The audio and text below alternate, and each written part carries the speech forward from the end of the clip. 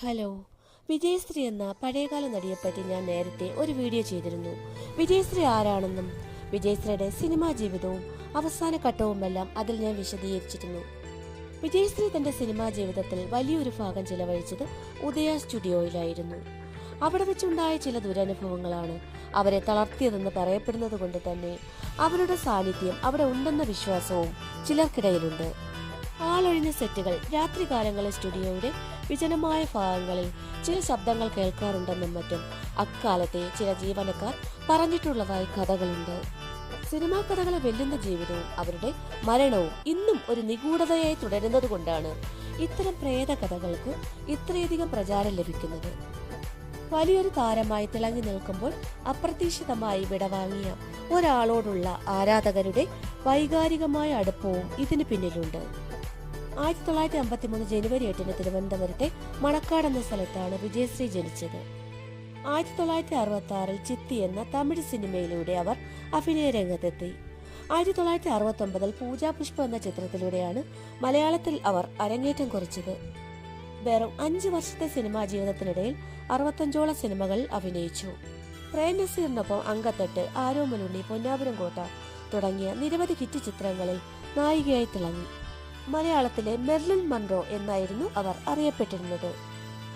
Glamour വേഷങ്ങളിൽ നിന്നും മാറി സ്വർഗപുത്രി, ജീവിക്കാൻ പറന്നുപോയ സ്ത്രീ തുടങ്ങിയ കുടുംബ ചിത്രങ്ങളിലൂടെ നല്ലൊരു അഭിനേത്രി എന്ന പേരും അവർ നേടിയെടുത്തു.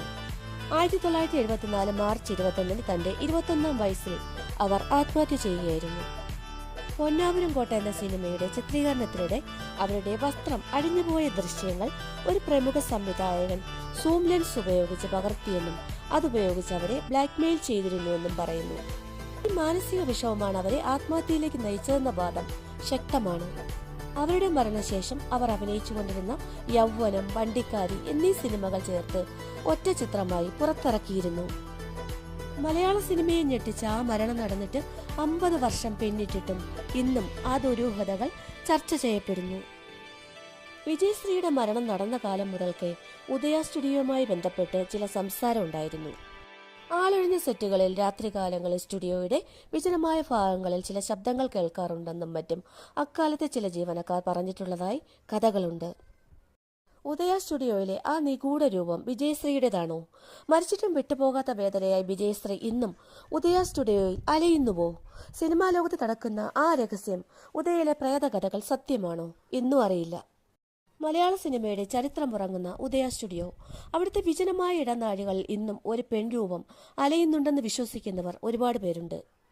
തെന്നിന്ത്യയുടെ മെർലിൻ മൺറോ എന്ന് വിളിക്കപ്പെട്ട വെറും 21ാം വയസ്സിൽ ലോകത്തോട് വിട പറഞ്ഞ സുന്ദരിയായ നടി വിജയശ്രീയുടെ സാന്നിധ്യം ഇന്നും അവിടെയുണ്ടോ? സത്യം എന്താണെന്ന് നമുക്ക് ഇന്നും അറിയില്ല. മരിക്കാത്ത ഓർമ്മകളുടെ പാദസര കിലുക്കം ഇന്നും അവിടെയുണ്ടോ? സത്യം എന്താണെന്നറിയില്ല. വിജയശ്രീയുടെ ഓർമ്മകൾ ഇന്നും ആ സ്റ്റുഡിയോയുടെ മതിലുകൾക്കുള്ളിൽ തങ്ങി നിൽക്കുന്നുണ്ടോ?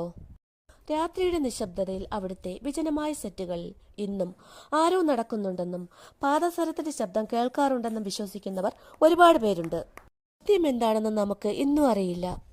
1970കളിൽ മലയാള സിനിമയുടെ ഭാഗധേയം നിശ്ചയിച്ചിരുന്ന ഇടമായിരുന്നു ആലപ്പുഴയിലെ ഉദയ സ്റ്റുഡിയോ. വിജയശ്രീ തന്റെ കരിയറിലെ ഏറ്റവും വലിയ ഹിറ്റുകൾ സമ്മാനിച്ചത് ഇവിടെ വച്ചായിരുന്നു. എന്നാൽ ഇതേ ഉദയയുടെ സെറ്റുകളിൽ വച്ചുണ്ടായ ചില ദുരനുഭവങ്ങളാണ് ആ നൊമ്പരമായി മാറിയതെന്ന് സിനിമാ ലോകത്ത് ഇന്ന് സംസാരമുണ്ട്. തന്റെ ജീവിതത്തിലെ ഏറ്റവും സന്തോഷകരമായ നിമിഷങ്ങളും ഏറ്റവും വലിയ വേദനകളും അവർ അനുഭവിച്ചത് ഈ 4 ചുവരുകൾക്കുള്ളിലായിരുന്നു എന്ന് പറയപ്പെടുന്നു. വിജയശ്രീയുടെ അപ്രതീക്ഷിത വിയോഗത്തിന് ശേഷം വർഷങ്ങളോളം ഉദയ സ്റ്റുഡിയോയിൽ ജോലി ചെയ്തിരുന്ന പലരും ചില നിഗൂഢമായ അനുഭവങ്ങൾ പങ്കുവച്ചിട്ടുണ്ട്. രാത്രികാലങ്ങളിൽ സ്റ്റുഡിയോയുടെ ഇടനാഴികളിൽ ഒരു പെൺരൂപം മിന്നിമറയുന്നത് കണ്ടവരുണ്ടത്രേ.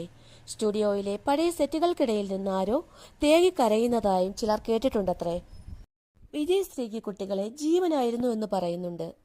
ആ സ്റ്റുഡിയോയുടെ പരിസരത്ത് കുട്ടികൾക്ക് ഇന്നും മധുരം നൽകാനായി വിജയശ്രീ വരാറുണ്ടോ? ഒരു പക്ഷേ പാതി വഴിയിൽ മുറിഞ്ഞു പോയ തന്റെ ജീവിതത്തോടുള്ള അടങ്ങാത്ത ആഗ്രഹമാകാം ഇത്തരം കഥകൾക്ക് ആധാരം എന്നും പറയാം. വിജയശ്രീ എന്നും മലയാളികളുടെ ഓർമ്മകളിൽ നിറഞ്ഞു നിൽക്കുന്നുണ്ട്.